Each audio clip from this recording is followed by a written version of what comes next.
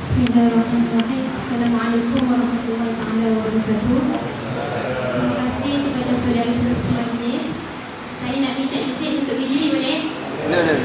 Masih nak jalan-jalan. Alhamdulillah, alhamdulillahirabbil alamin, wassalatu wassalamu ala asyrofil anbiya'i wal mursalin wa ala alihi wa ashabihi ajma'in. Rabbi shrah li sadri wa yassir li amri wahlul 'uqdatam min lisani yafqahu qawli. Alhamdulillah, tuan-tuan dan puan-puan, saya nak tanya sebelum tu, semua ni terdiri daripada pensyarah-pensyarah tu? Ada juga lah staf-staf kaki tangan sokongan ya. Jadi saya ni, sebab saya bukan pensyarah, jadi bila bercakap dia dengan pensyarah, saya jadi tetap. Sebab saya bukan pensyarah. Okay, jadi sebenarnya saya bukan nak berceramah. Saya cuma nak berkongsi ya, berkongsi sedikit ilmu ataupun pengetahuan dan juga pengalaman. Sepanjang 7 tahun saya bertugas di Pusat Islam USM, yang mana kami dipertanggungjawabkan untuk mengurus jenazah ya, seperti mana yang dimaklumkan oleh Ustaz Zaid sebelum ini. Kami dipertanggungjawabkan untuk mengurus jenazah ahli qaryah, kemudian pelajar-pelajar dan juga staf ya. Jadi alhamdulillah lah, setakat sepanjang berkhidmat dan juga pengalaman menguruskan jenazah, belum ada lah perkara-perkara yang di luar jangkauan berlaku. Kalau berlaku saya rasa saya pelari lah. Jadi insyaAllah hari ini kita akan bersama-sama untuk belajar, berbincang. Sebab saya bukan nak bersyarah. Saya bukan bersyarah ya, saya bukan nak bersyarah. Dan kita akan sama-sama berbincang lah. Sekiranya tuan-tuan ada persoalan yang boleh tanya, sekiranya saya pun ada benda yang saya tak dapat jawab, mungkin kita boleh berbincang ya, tuan-tuan dan puan.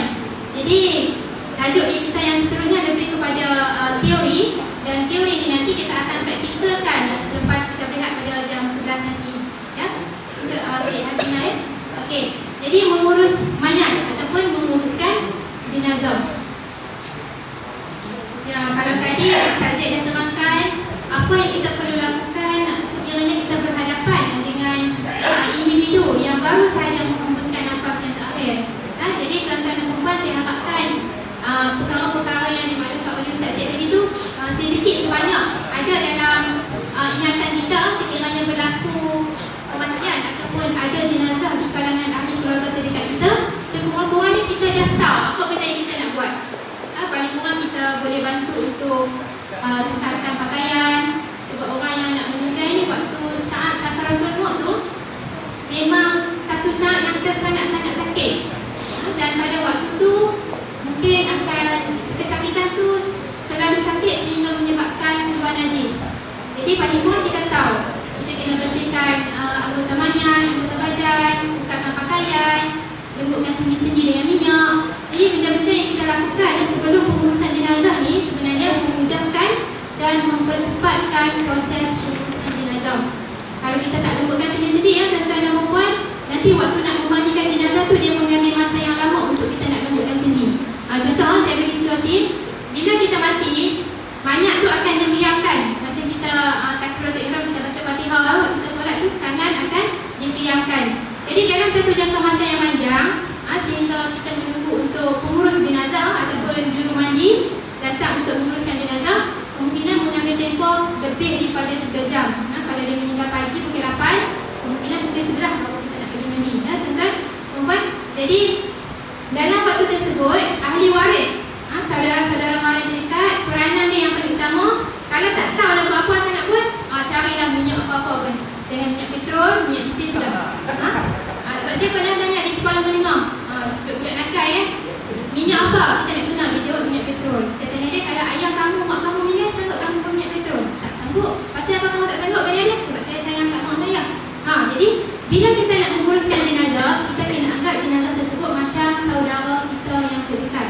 Jadi sebab tu bila kita anggap macam saudara mara kita yang terdekat, kita akan rasa kasih dan sayang kepada jenazah tersebut.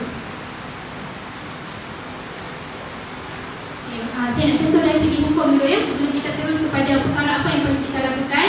Hukum mengurus jenazah. Hukum mengurus jenazah ni adalah fardu kifayah. Apa maksud fardu kifayah? Ustaz-ustaz dan juga ustazah, mungkin ada di kalangan ni ustaz dan juga ustazah ya. Fardu kifayah, boleh bantu saya tak apa itu fardu kifayah? Ustazah Hasina. Kalau kita buat orang ni tak payah, itu fardu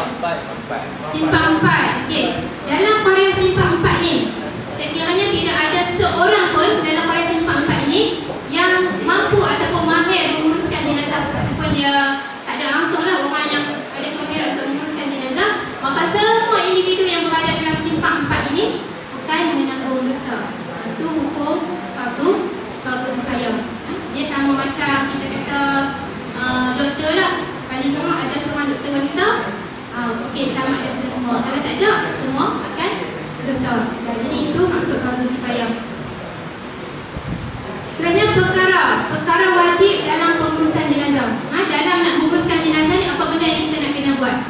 Jadi dalam pengurusan jenazah di mana-mana pun, kita hanya akan buat 4 perkara ni saja. Yang pertama, kita akan memandikan jenazah tersebut.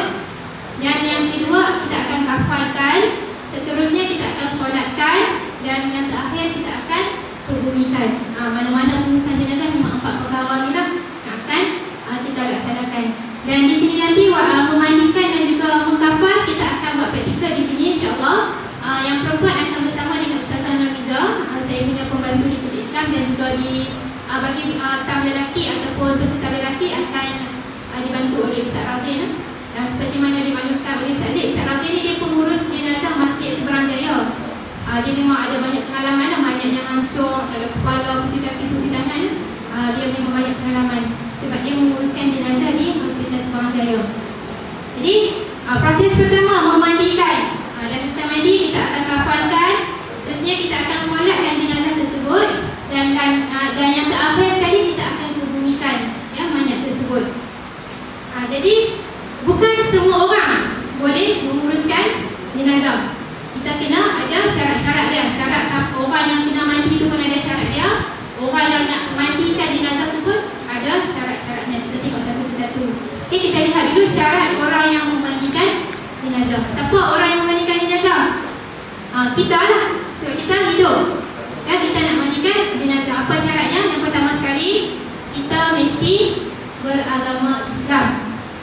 Mesti beragama Islam. Kenapa disyaratkan mesti beragama Islam? Kenapa mesti beragama Islam? Ya, sebab orang yang kita mandikan tu juga beragama Islam. Bagi orang yang bukan Islam, dia pun kena mandi tak? Saya tak pasti. Kalau tuan-tuan dan puan-puan tahu, orang Cina, orang Buddha, orang Kristian, dia ada mandi tak? Tak ada? Mandi, tapi saya tak pasti dia pun mandi. Sekiranya mayat tersebut kalau mati dimandikan atau tidak, saya tak pasti ya. Sebab yang memang kita orang Islam memang kena mandi. Kena bagi mandi jenazah sebelum dikafankan, disembahyangkan dan juga dikebumikan. Okey, kenapa orang Islam? Sebab mayat yang kita nak mandikan tadi adalah mayat orang Islam. Orang kafir tidak boleh memandikan mayat orang Islam. Sama juga hukumnya macam kita melihat orang kafir melihat aurat orang Islam. Hukumnya sama macam melihat aurat ajnabi. Orang kafir tak boleh tengok aurat kita. Ya, sebab kemungkinan orang kafir ni dia mempunyai niat-niat tersembunyi. Mungkin dia tengok aurat kita, dia nak cari kelemahan kita. Ya, kemungkinan. Dan situasi ini berbeza sekiranya berada dalam institusi pengajian tinggi. Contoh macam di JMPI, ada tak Muslim?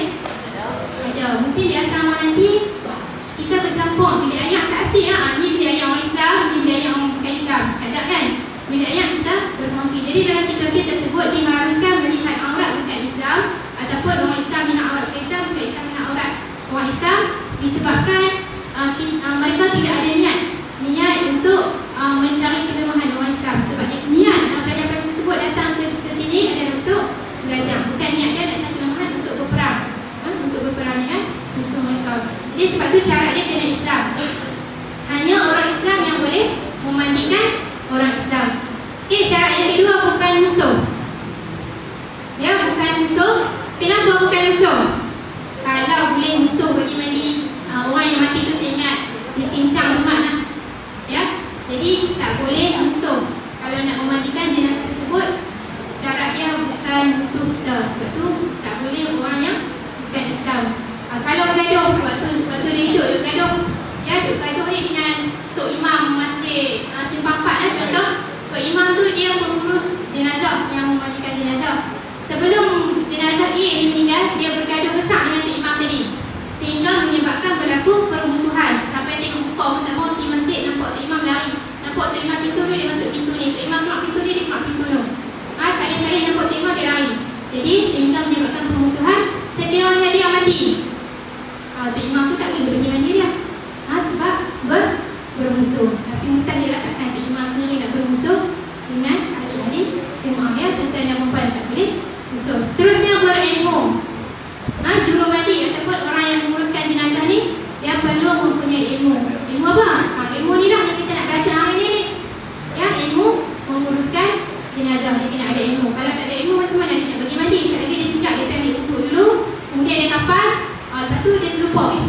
lah sebenarnya kita kena bagi mandi dulu. Kan dari cacat marwah, kalau tak ada ilmu, jadi kita kena ada ilmu. Seterusnya kita kena sabar. Yang ni yang paling penting dalam pengurusan jenazah, iaitu terutama sekali sewaktu memandikan jenazah ya. Tuan-tuan dan puan, kita kena banyak sabar. Sebab sepanjang menguruskan jenazah, terutamanya waktu mandi, pada waktu tu memang Allah akan uji kita sangat-sangat. Waktu tu lah sekali orang akan nak jadi fitnah waktu tu, nak jadi benda baik pun waktu tu. Ya, selalunya sebab tu kita hadkan dalam bilik pengurusan jenazah tu seelok-eloknya hanya terdiri daripada saudara mara yang terdekat. Kita tak mahu ada orang luar yang ramai. Takut nanti sekiranya ternampak benda-benda yang mengaibkan sepanjang menguruskan jenazah, jadi benda ni akan dibawa keluar daripada bilik pengurusan jenazah. Sebab tu kita kena sabar sepanjang menguruskan jenazah. Kemungkinan ada benda-benda kita tak tahu keluar sesuatu daripada tidur mereka, duduk dia tina, ya. Kemudian darah tak berhenti ke, benda-benda tu yang akan jadi fitnah di luar nanti. Sebab tu kita kena sabar sepanjang kita menguruskan jenazah. Seterusnya tabah dan berani. Orang takut tak boleh urus jenazah. Orang takut tak boleh urus jenazah. Tengah-tengah duduk mandi, ukur sini sesebab tangan dia gerak. Lari. Ya, pengalaman seorang ustaz saya di Masjid Ihsan USA, dia dah pencen dah sekarang. Dia menguruskan jenazah malam student meninggal. Kemudian bila student biasa meninggal, banyak tersebut akan dibawa ke HGH Penang dulu untuk pengesahan ya. Kemudian sementara menunggu proses yang panjang tu, mayat tersebut akan diletakkan dalam bilik mayat dalam peti ais. Jadi bila sampai dekat kita, mayat tu jadi air lah. Bila jadi air, proses dia akan jadi lama. Kita kena urut lama sikit, kena jerit air dan rambutan banyak sikit nak bagi rambut sendiri. Tangan kerah macam ni. Bila jari-jari tidak terbuka, nanti bila waktu mandi nanti, air takkan sampai di celah-celah jari, maka mandi tersebut tidak sah. Jadi nak bagi jari ni boleh buka kadut macam tu, tak boleh buka ni, air tak masuk. Ustaz tadi dia urut, dia salah teknik. Dia urut, dia pegang macam tu, tiba-tiba tangan mayat tu terbuka lah sebab dia urut sendiri kan. Sendi pergelangan tangan, urut, kemudian terbuka lah. Bila terbuka, tertangkap tangan dia, dia lari, dia tinggal bilik mayat tersebut. Jadi itu satu pengalaman lah. Kalau dia ada teknik-teknik dia untuk mengurut, dia tak boleh urut macam ni ya. Jangan urut macam ni. Ni okey, tangan kiri saya ni tangan mayat, tangan saya lah. Okey, tangan mayat tu macam tu. Kita tak boleh urut macam ni. Kita tak boleh urut depan. Sebab nanti dia buka, dia tangkap tangan kita. Jadi cara dia kita urut kat belakang. Ini tangan dia macam tu, kita jangan urut kat ni. Kita urut kat sini, dia buka nanti, kita tangkap macam tu. Tu pula dah lari. Ya, jadi kita kena urut kat belakang ni. Tangan dia macam tu kan. Ya, kita urut sendi dia. Urut ni sendi-sendi. Urut macam tu. Baru boleh tak tangkap tangan kita, boleh tangkap tangan dia ya. Salah teknik lari ke bawah. Tabah dan berani. Seterusnya beramanah. Beramanah disebabkan sepanjang kita menguruskan jenazah ni, kemungkinan ada benda-benda yang mengaibkan. Maka bila keluar nanti, jangan pula kita bercerita kepada orang awam, kepada orang luar, sekian. Contohnya mayat ni ada keluar darah ke, berbau busuk ke sebagainya, jangan kita bercerita kepada orang luar. Kita perlu beramanah ya. Okey. Ada soalan tak setakat tu? Syarat orang yang memandikan mayat. Setakat tajuk berkaitan syarat orang yang memandikan mayat. Ada soalan tak? Ada? Okey.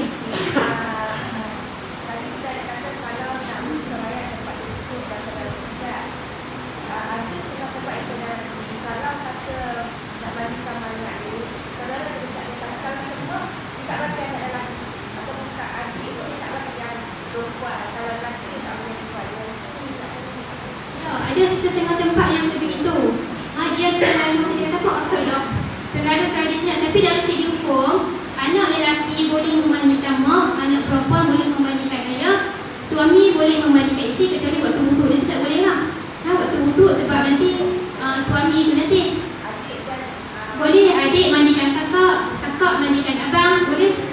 Saya sebenarnya pengalaman kami walaupun di kampung saya tu ada tim pengurusan jenazah, tetapi sepanjang pengurusan jenazah kami adik-adik sendiri ada 9 beradik, kemudian termasuk menantu-menantu semua, jadi 13 orang lah, kami 13 orang menguruskan jenazah tersebut. Daripada kakak saya yang sulung sampai adik saya yang bongsu.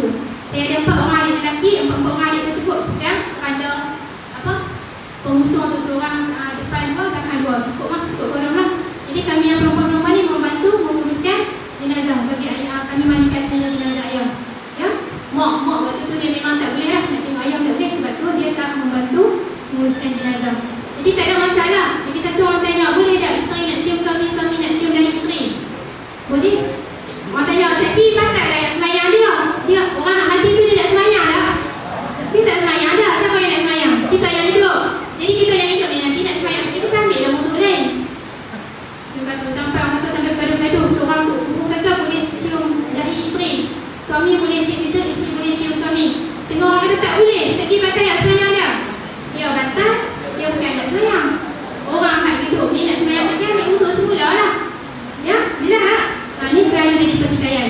Sama macam yang kakak kita tanya tadi. Ya, pasal? Boleh. Dia isu dia tak ada syarat kita kena suci daripada hadas kecil atau hadas besar. Dia cuma syarat orang yang memandikan jenazah tadi Islam, bukan musuh, dia kena ada ilmu, sabar, tabah, berani dan amanah. Dia tak syaratkan orang yang memandikan jenazah ataupun yang nak mengucap jenazah ataupun yang nak mengusung jenazah tak disyaratkan mesti suci daripada hadas kecil atau hadas besar, termasuk haid dan sebagainya. Tak disyaratkan. Sebab tu orang yang dalam keadaan haid, perempuan boleh memandikan jenazah. Saya ada dengar saya bagi kursus jenazah di Semanjaya, saya tak ingat. Saya rasa di Semanjaya ada seorang cikgu dia tanya, boleh tak orang yang dalam keadaan haid menguruskan jenazah? Saya kata boleh, sebab dalam Islam tak disyaratkan orang yang menguruskan jenazah itu mesti suci ataupun bersih daripada hadas kecil dan besar. Dia kata di kampung dia, belah mana tu, Yan Sik Madara, dia kata dekat gunung, orang haid tak boleh bagi mandi jenazah. Lepas tu pada waktu tu dia kata tak ada siapa, kena tunggu sampai makcik tu suci. Jadi sampai menyusahkan, kena tunggu sampai makcik tu suci. Jadi mayat tu nanti akan berbau, dia jadi macam Cina pula, duk tunggu bakar kumian sampai bau yang lain. Dalam keadaan tersebut yang mana lebih afdal? Daripada nak biar sampai seminggu, mayat tu dah ada syarat mesti suci, orang yang mandikan jenazah tu mesti suci. Jadi nak tunggu sampai seminggu. Jadi tak disyaratkan orang yang memandikan jenazah itu mesti suci daripada hadas kecil ataupun hadas besar. Ya, boleh lah. Orang yang dalam keadaan haid boleh mencium mayat, boleh menguruskan jenazah, boleh bagi mandi, boleh kafan. Cuma dia tak boleh sembahyang dekat mayat tadi. Ya, sebab sembahyang diharamkan ketika haid. Orang dalam keadaan haid dia tak boleh sembahyang jenazah. Tak boleh baca Yasin dekat jenazah. Ya, itu benda-benda yang diharamkan ketika haid, memang tak boleh buat lah. Tapi ada tak dalam keadaan haid kita diharamkan mencium jenazah? Tak ada, dalam hadis pun tak ada. Ya. Okey, lagi soalan lain? Macam ada surah tu dia kata cium jenazah tu kan, air mata yang putih yang berkenaan jenazah tu. Yang ni jatuh kepada persoalan ratapan dan juga tangisan. Kalau kita setakat menangis, tak ada masalah kan. Kalau setakat sedih, jangan kalau keluar air mata tu dia jatuh tahap ratapan, macam Hindu sampai wow meleleh air mata semua kan. Jadi tu isu dia. Sebenarnya kalau kita hanya bersedih, kita tak boleh kawal air mata kita. Boleh tak? Air mata jangan keluar lah, nak teriak lah, jangan keluar. Boleh tak kita kawal? Tak boleh. Kita terlalu sedih. Rasulullah sebenarnya pun dia bersedih dan juga menangis masa kematian cucu dia dan juga anak dia. Kalau nak mintik tu tak apa kita lap. Sebab ni ada juga faham tua-tua, dia kata bila kita meratap nanti banyak sedih. Dia sedih. Dia dah meninggal. Jadi sebenarnya dari segi hukum, air mata tu dia tak boleh nak kawal. Cuma jangan meratap. Maksud meratap ni menjerit-jerit, sampai katuk benar-benar. Macam sebenarnya kita tengok India orang dia bukan boleh sedih-sedih. Dia katuk kepala, kepala dia tinggi saja. Yang tu jatuh tahap ratapan yang diharamkan. Kalau sekadar kesedihan dan juga menangis, yang tu tak ada masalah sebab memang kita manusia. Ya, okey, kita terus kepada tajuk yang seterusnya, syarat mayat yang hendak dimandikan. Kalau tadi kita cerita tentang syarat orang yang nak mandi itu kita, ini kita nak cerita tentang syarat jenazah tersebut, syarat mayat yang kita nak bagi mandi itu.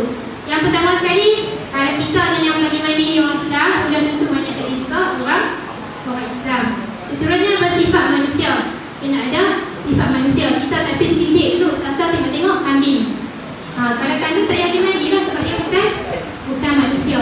Ada tubuh manusia. Memang kita pastikan ni tangan kambing ke tangan manusia. Kalau tangan manusia, confirm tangan dia ni bagaimana style dia. Kena pastikan ada tubuh manusia. Okey, tubuh manusia di sini dia ada pula persoalan sekiranya bayi lahir tidak cukup bulan. Perlu dimandikan ataupun tidak. Yang ni kita tengok kepada umur bayi tersebut. Kalau bayi tersebut meninggal dalam perut masa usia kandungan 4 bulan ke bawah, belum ditiupkan roh, maka bayi tersebut tidak perlu dimandikan.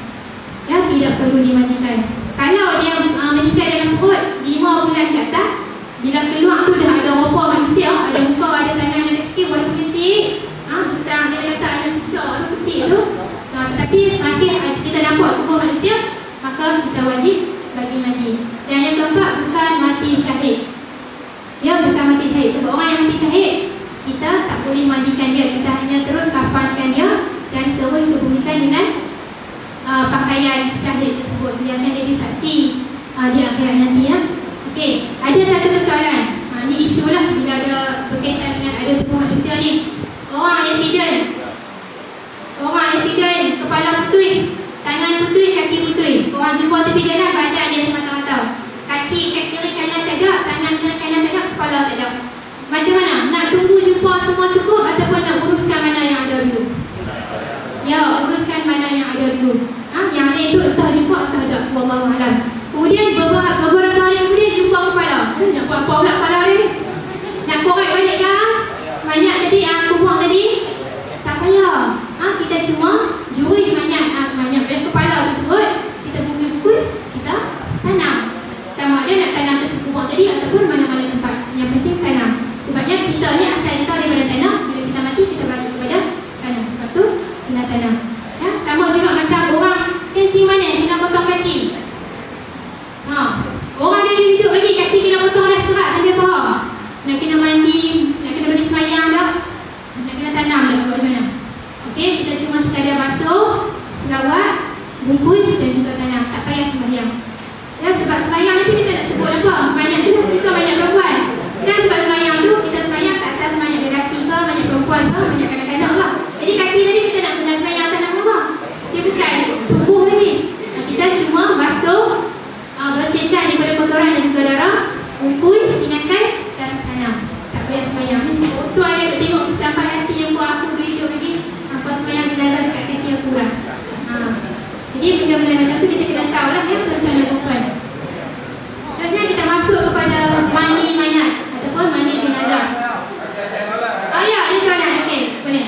Saya nak tanya sahaja, ini berkaitan dengan sifat manusia. Katakanlah jika sekiranya seorang anak kemudian ada harta lah, ada cinta kan, dan menyebabkan sehingga sifat sebenarnya manusia itu hilang. Dia ada akan macam hilang, mungkin berubah sifat lah. Itu satu. Satu lagi, kalau kita tahu bahawa kita ada syahid besar manusia kan, bagaimana kita diberikan syahid dan contohnya wanita yang meninggal bersalin, kita mungkin sebagai dalam syahid kan. Macam mana klasifikasikan? Okey, soalan pertama berkenaan dengan tubuh manusia. Contoh macam yang dipersoalkan oleh saudara kita ni, dia anak derhaka. Contoh Allah dengan kuasa Allah menyerupai anak derhaka tadi dengan satu bentuk binatang lah. Jadi kita kembali kepada asal dia, fitrah dia. Asal dia apa? Asal dia manusia. Sebabnya pada zaman Rasulullah ada seorang, saya ingat nama dia, minta maaf, yang mak dia ni jadi babi kan, dia busuk mak dia. Jadi walaupun mak dia tu babi tu tetap mak dia. Jadi sama okey macam ni, walaupun dia tu jadi kucing ke, harimau ke, singa ke, bila dia mati, asal dia adalah manusia. Kita buat cara penghormatan sebagai manusia lah. Ya, kecuali kalau memang kita kata dia tu memang asal daripada banyak lagi, dilahirkan memang macam tu, manusia mengandungkan haiwan, mana-mana kena haiwan, kita ikut kepada fitrah lah. Sama juga macam orang tukang jantina, kita kena kembali kepada fitrah dia. Kalau dia lelaki, kita ikut cara pengurusan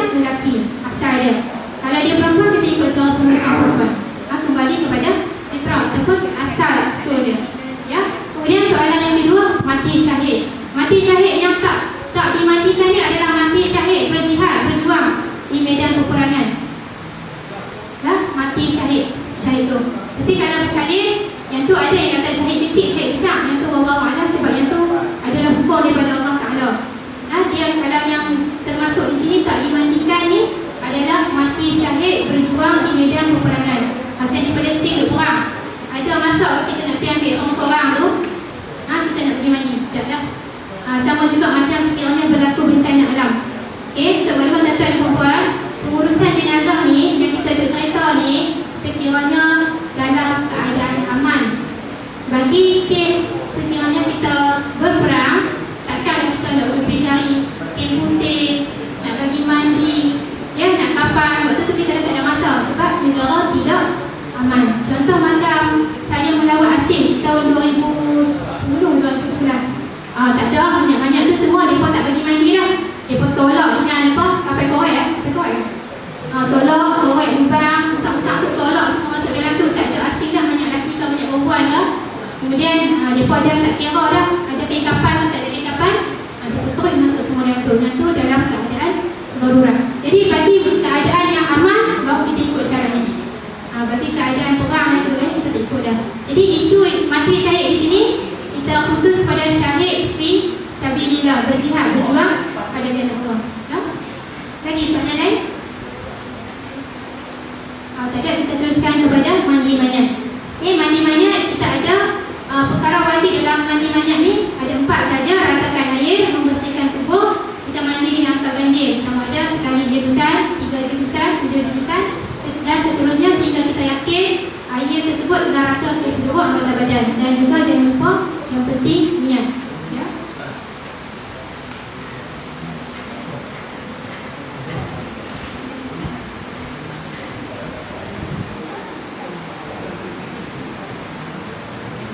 Seterusnya kita tengok kepada alatan-alatan yang diperlukan.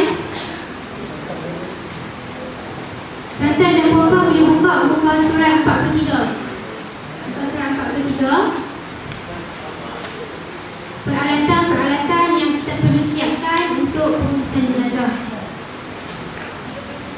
Pertama sekali kita kena sediakan ruang mandi yang bertutup. Ya, ruang mandi yang bertutup.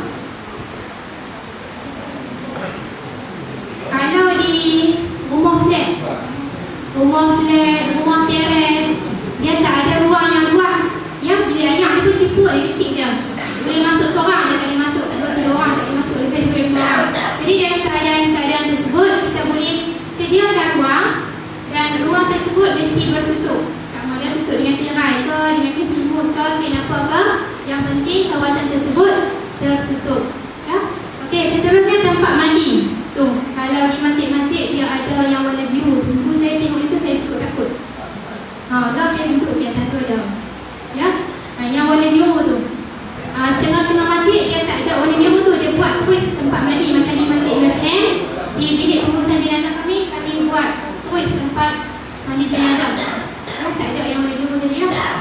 Tempat mandi. Seterusnya getah paip untuk saliran air dan daun bidara ataupun daun rambutan. Nak buat apa pula daun hijau ni? Ya, tuan-tuan dan puan, daun bidara, daun rambutan nak buat apa? Nak rapik mayat ke? Apa? Nak wangi. Okey, selain bagi wangi, tujuan utama daun bidara ataupun daun rambutan ni, kita akan guna ayak dia. Kalau daun bidara, kita ambil daun itu kita koyak-koyak, kita cuma ramah dan ayak. Tapi kalau daun rambutan, kita kena koyak ambil daun itu, kita blend dan kita tapis ayak dia kita guna. Tujuannya adalah untuk melembutkan sendi-sendi. Daun rambutan ataupun daun bidara, salah satu lah. Ya, salah satu. Tujuannya adalah untuk melembutkan sendi. Sendi kekak ni dia macam mana? Kita jual ayak daun bidara ataupun ayak daun rambutan, kita ukur-ukur. InsyaAllah nanti boleh buka. Ya, sama juga bagi kawasan perut lah.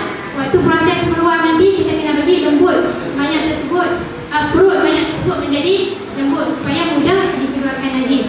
Itu tujuan air daun bidara ataupun air daun rambutan. Seterusnya sabun wangi. Sabun wangi, kalau orang dulu dia guna sintuk, betul tak?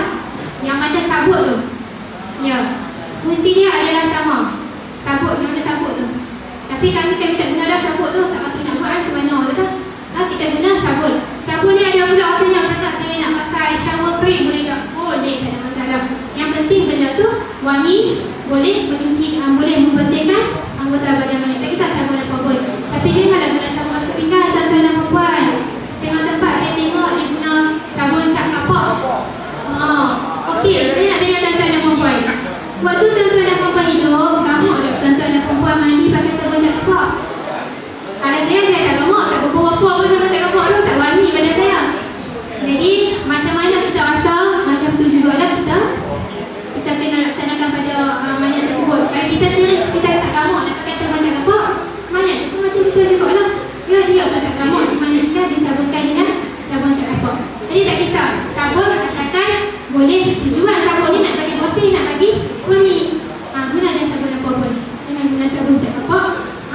Apa lagi satu yang apa macam dia tu?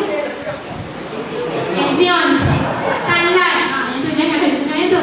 Okey, lagi satu. Orang tanya guna klorok. Okey, klorok ni bagi kes-kes tertentu, contoh macam jenazah yang mengalami AIDS, HIV AIDS. Tapi yang ni orang individu, orang awam tak dibenarkan untuk menguruskan jenazah tersebut. Hanya pihak hospital sahaja yang mempunyai kuasa untuk menguruskan jenazah tersebut. Yang ni dia kena mandi dengan klorok. Okay. Seterusnya air kapur barus. Air kapur barus. Siapa biasa tengok kapur barus? Kapur barus tu yang macam garam. Dia warna putih, dia serbuk. Dia macam garam.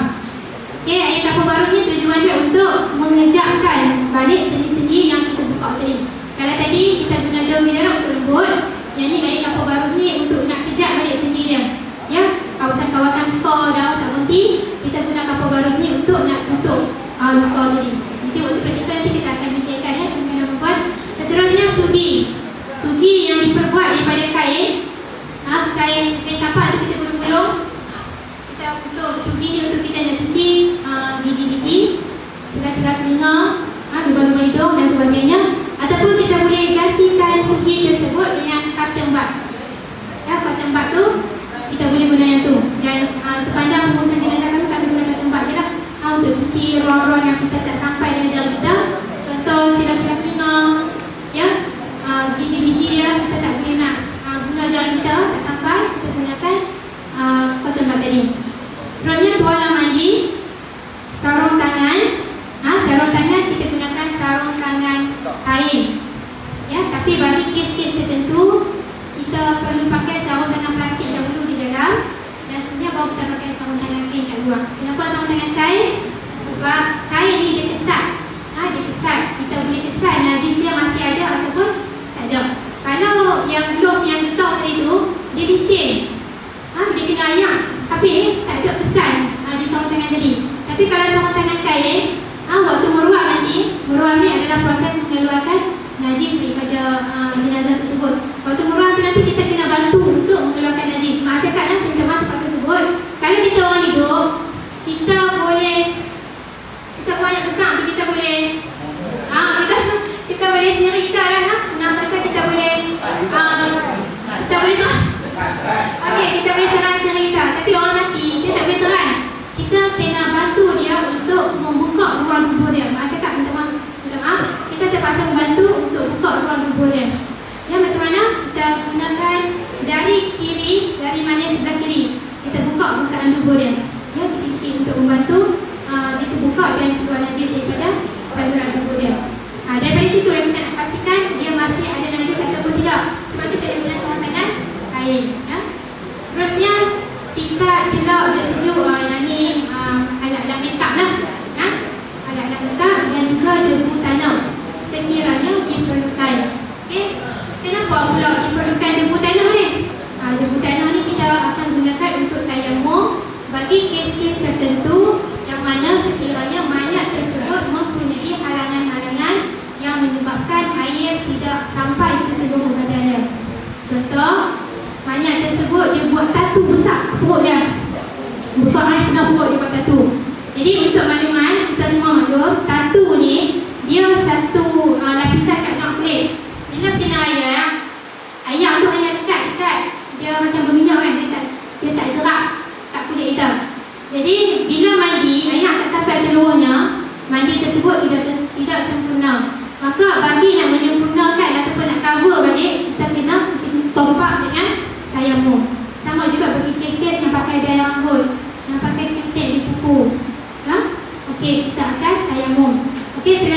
ada juga yang di plaster, tanah dia di plaster ke mana-mana bahagian plaster. Kalau kita cabut plaster tu menyebabkan kulit dia pecah, hancur dan sebagainya. Jangan cabut plaster tersebut, mandi macam biasa.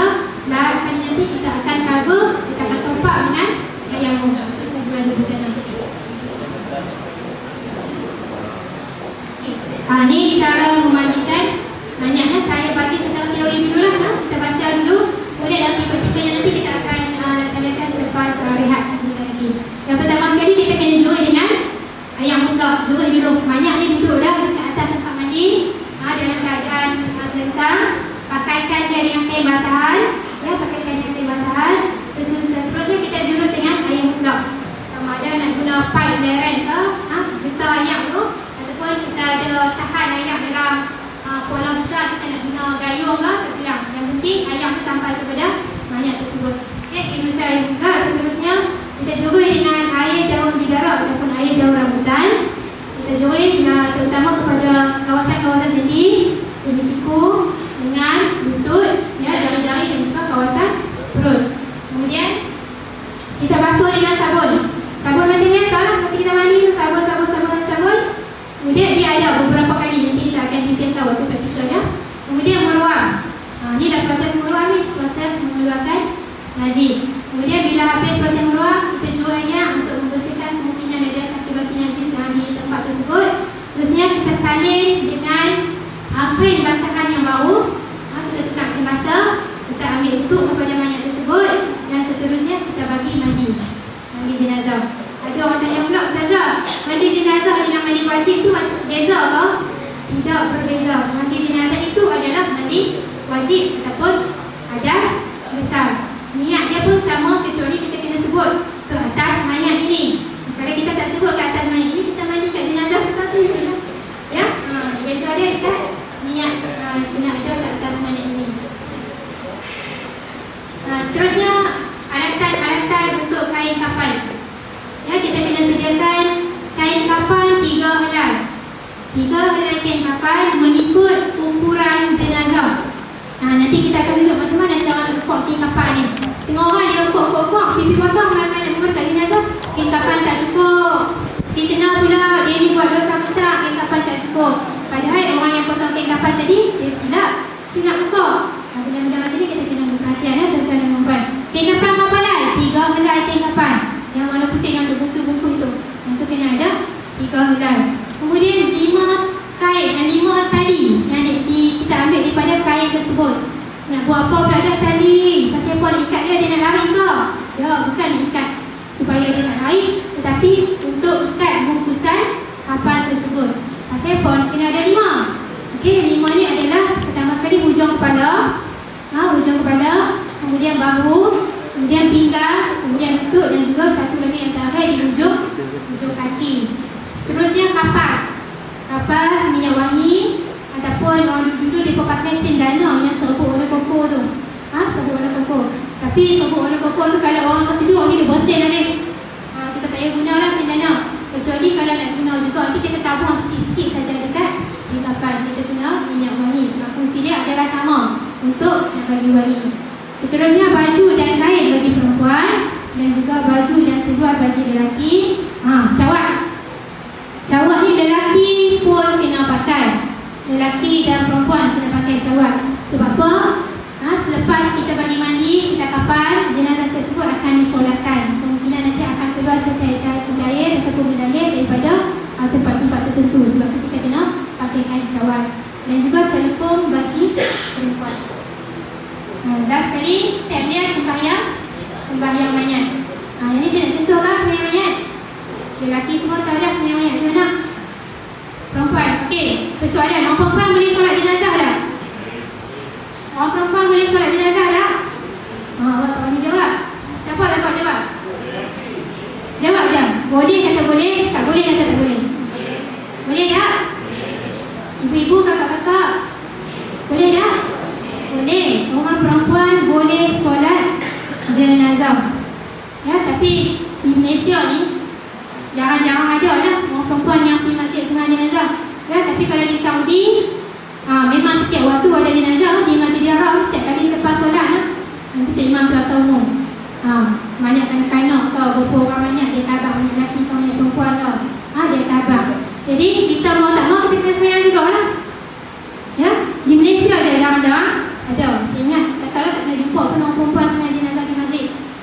Ya, okey. Jadi dibolehkan perempuan solat jenazah. Tak kira lah jenazah tersebut lelaki ataupun perempuan, dia boleh solat jenazah. Saya contoh yang ni. Ini biasalah cara sembahyang mesti suci daripada hadas kecil dan hadas besar, suci pakaian, tempat badan daripada najis, tutup aurat dengan keadaan ikhlas. Okey. Sembahyang banyak. Waktu saya di Temuduga, tapi bukan di USM tak di Temuduga tentang solat jenazah. Di UTM Skudai saya ditanya berapa rakaat sembahyang jenazah. Berapa rakaat? Ada rakaat ada sembahyang jenazah, ada rokok tak? Tak ada rokok. Saya pun pening dia ni tak dia awak dia tanya kita berapa rakaat. Kan? Sepatutnya dia tanya berapa takbir, sebab sembahyang jenazah mana ada rakaat. Sebenarnya dia nak pancing kita, dia tengok kita alert ke tak dengan soalan dia. Kita boleh beza ada rakaat ke takbir ke. Jadi sembahyang jenazah ni tak ada rokok, tak ada sujud, cuma ada apa dia? 4 takbir.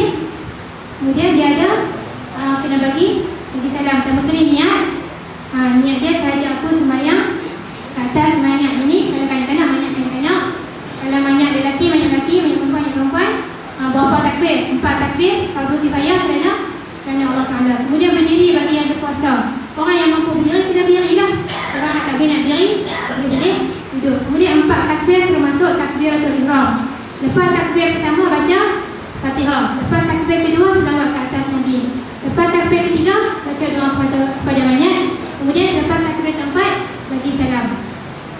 Tu sahaja, mudah. Kalau budak-budak cukup seronok kalau ada jenazah. Sembahyang jenazah dapat boleh. Budak-budak cukup seronok berebut sembahyang jenazah. Okey. Seterusnya persoalan boleh buka muka surat 45 sebelum kita berhenti berehat dan kita akan teruskan sesi kita boleh tengok pasal 45. Permasalahan yang pertama, banyak lelaki hendaklah dimandikan oleh lelaki dan banyak perempuan hendaklah dimandikan oleh perempuan. Sebaik-baiknya orang yang memandikan mayat itu ialah daripada kalangan kaum perempuan. Okey, walaupun di sini dia kata banyak lelaki hendaklah dimandikan oleh lelaki, sekiranya yang mati tersebut adalah ayah kita. Yang bagi perempuan yang mati tersebut adalah ayah kita, boleh tak kita pergi mandi? Boleh, sebabnya kita dengan ayah kita hubungan mahram sampai bila-bila. Mahram mu'abbad.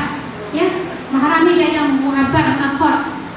Dia ada mahram selama-lamanya, mahram sementara. Jadi kita dengan ayah kita ni mahram mu'abbad. Sampai bila-bila pun ayah kita tu adalah mahram kita. Ini bagi perempuan. Lelaki pula, mak meninggal, boleh tak bagi mandi mak? Boleh bagi mandi mak. Di sini sekiranya tidak ada hubungan. Sebab tu dia nyatakan banyak lelaki hendaklah dimandikan oleh lelaki sekiranya tidak ada hubungan mahram. Itu syaratnya. Kemudian jika mayat uzur seperti reput atas umpamanya, hendaklah dimandikan sekadar yang mampu sehingga tidak menjejaskan kesuciannya. Contoh insiden hancur pecah. Nanti boleh tanya Ustaz Radin, dia ada pengalaman tersebut. Hancur, duk kutik je kot jalan ni, otak sikit, hati sikit, jantung sikit, tulang sikit. Nak bagi mandi macam biasa ke? Nak kena jurul, nak kena sabun? Tak payah nak bagi mandi. Macam mana banyak dah hijab. Jadi sekadar jurul menghilangkan kotoran, darah dan sebagainya. Bila bukti-bukti sebenarnya kebumikan. Jadi kita tak payahlah tengok kepada keadaan mayat. Kalau mayat tu terlalu uzur, tak payahlah mandi macam biasa. Kalau mayat tu isi dah ada jadi mudah macam ikan lama kan, cubit sikit hancur, padahal tak masuk ni macam nak hancur lah kan. Okey, dalam keadaan tersebut kita kena tengok. Kalau kita kalih mai, waktu nak mandi nanti kena kalih kanan sebab nak bagi rata ya. Kalau kita kalih pi milik kata keluar dah sikit, kalih mai isi dah keluar sikit. Tak payahlah kalih beberapa kali, sekadar jurul ayam sahaja. Sebenarnya yang ketiga, hendaklah dibandikan dan ditayamum ke atas anggota yang tidak boleh disampaikan air dan tidak boleh ditanggalkan. Kalau lelaki yang tidak bersunat, lelaki yang orang kata tak masuk jami minta maaf cakap, sekiranya lelaki tersebut dia beragama Islam dan dia tidak bersunat, maka sekiranya dia meninggal dia kena tayamum. Sebab apa? Sebabnya najis dia keluar tadi. Minta maaf, saya terpaksa cakap. Okey, kemudian dia kena tayamum. Seterusnya jika didapati, okey, nombor 4, jika didapati keluar najis atau darah setelah sempurna dimandikan, memadai dibersihkan sahaja najis atau darah tersebut. Jika berkelutan keluar najis atau darah, hendaklah diikat dengan kapas atau kain pucuk. Yang ini bagi luka-luka lah, luka yang tak berhenti.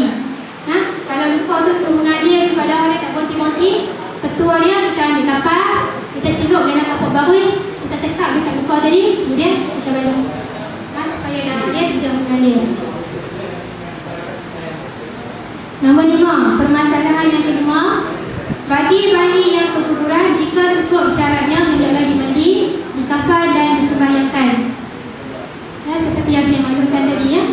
Kalau cukup sifat, kena bagi mandi, kena kafan, kena sembahyang. Kalau tak cukup sifat, tak payah bagi mandi, rumput boleh tanam. Ya, boleh tanam di tanah perkuburan biasa. Ada setengah orang tanam belakang rumah. Tapi sebagai penghormatan kita ingat, biarlah tanam di tanah perkuburan. Ada juga saya tengok di kampung, belakang rumah dia ada batu nisan. Hanya pasal kubur, lepas ni seorang yang ni anak dia mati, kubur dia dah. Boleh? Tu dulu-dulu lah ni orang semua simpan di tanah perkuburan lah kan. Walaupun janin yang belum cukup bulan.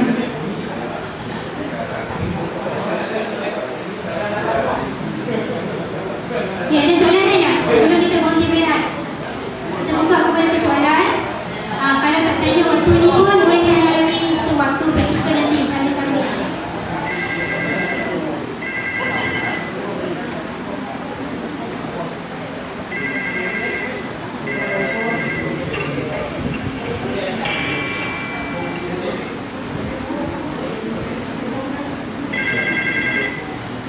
Ada soalan tak? Kita ada lebih kurang 6 minit lagi. Ada soalan? Kita perlukan dua model lelaki dan dua model perempuan. Saya dimaklumkan oleh Ustazah Hasina, kita ambil di kalangan pelajar. Kalangan pelajar. Pasal apa? Di kalangan pensyarah-pensyarah dan ustaz-ustaz yang lain, tak ada model. Ya? Sebab nanti tak ada masalah. Tapi kena ada model. Sebab sekali lagi, kalau tak ada model, orang yang di kalangan peserta tu yang kena jadi model. Seorang model basah dan seorang model kering. Buat tu panggil untuk rehat lah. Untuk saya rehat lah. Cumi lah, tak lebih 9 tadi. Dapat lah. Dia sebenarnya susah boleh mati awal 5 minit. Boleh. Jadi kalau kita tak ada soalan, mungkin selepas ini suatu ketika kita masih boleh bertanya. Bagi perempuan, Ustazah Namiza dan juga saya sendiri akan bantu untuk sesi praktikal. Dan bagi peserta lelaki, kita dibantu oleh Ustaz Adil.